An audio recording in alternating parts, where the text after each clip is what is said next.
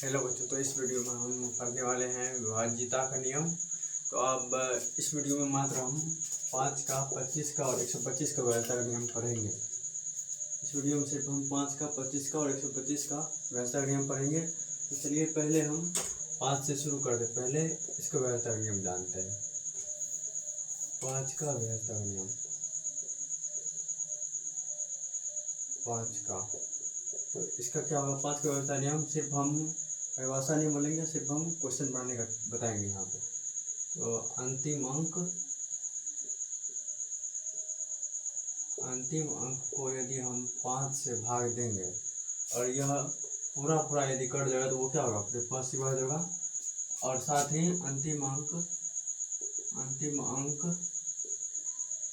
जो है 0 या 5 होगा।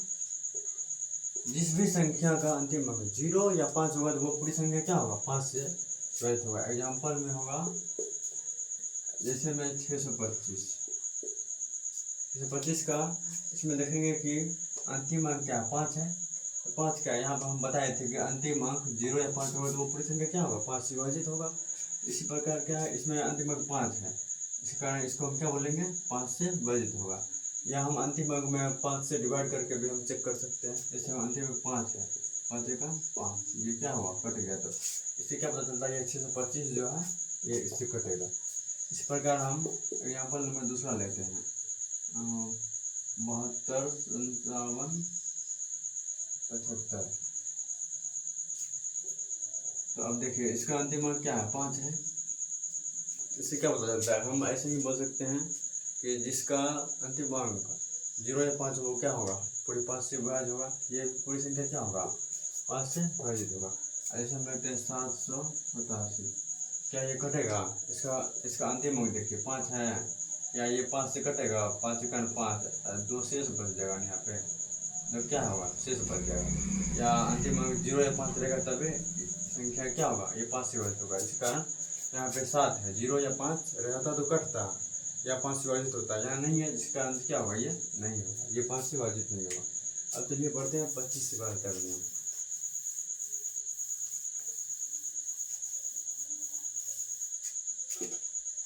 अब बढ़ते हैं 25 का।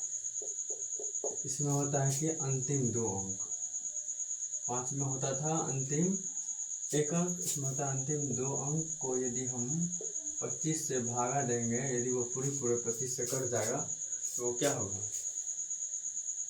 25 से वो संख्या पूरी तरह विभाजित होगा। चलिए एग्जाम्पल नंबर 1 देखते हैं। जैसे कि हम 75, 31 और 25 लेते हैं।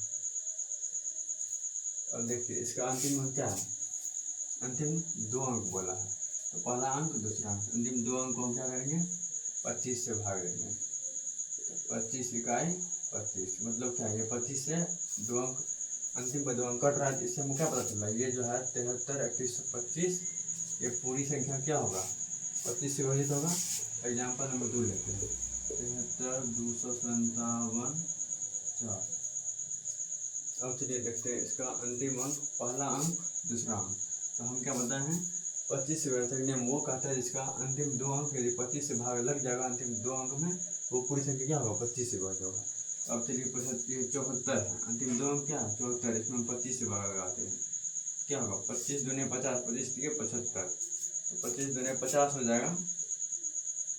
बचेगा कितना? 14 बच जाएगा, नहीं 24 बच जाएगा। तो 24 क्या कटेगा? 25 से नहीं कटेगा, हमको 24 से बच जा रहा है। इस कारण ये भी क्या होगा? ये पूरी नहीं कट रही है, 2 अंक पूरी 25 से लास्ट का नहीं कट रहा है। इस कारण क्या होगा? ये संख्या 25 से विभाजित नहीं होगा। अब चलिए पढ़ते हैं 125 का। अब पढ़ते हैं 125 का। हमने 5 का, 25 का पढ़ लिया। अब पढ़ेंगे 125 का विभाज्यता का नियम। 125 में क्या होता है? अंतिम 3 अंक, अंतिम 3 अंक यदि 125 से विभाजित हो रहा है तो वो क्या होगा? वो पूरी संख्या जितनी दी रहेगी सभी संख्या क्या होगी? 125 से विभाजित होगी। तो अब चलिए हम एग्जाम्पल नंबर 1 देखते हैं, 76, 285, 87। चलिए इसका अंतिम अंक क्या है? अंतिम 3 अंक बोला है ना, तो 1 2 3 अंक लेंगे। अब तीनों को हम क्या करेंगे, 125 से भाग देते हैं। 125 दूना 250, 125 जो के 500, 125 जो के 500, 125 था के 125 था के 600, 125 था के होता है 135, 14 12 3 15 750 होता है। तो अभी यहाँ कितना है, 787 है। तो 787 में से यदि हम 750 को घटाएंगे तो क्या होगा, 7 3 कट गया, 37 शेष बचा। तो इस कारण ये क्या होगा, ये नहीं कटेगा। इसी कारण से ये पूरी संख्या जो है ये 125 से नहीं कटेगा। चलिए एग्जाम्पल दूसरा लेते हैं। 68 37 3125 ये देखते हैं।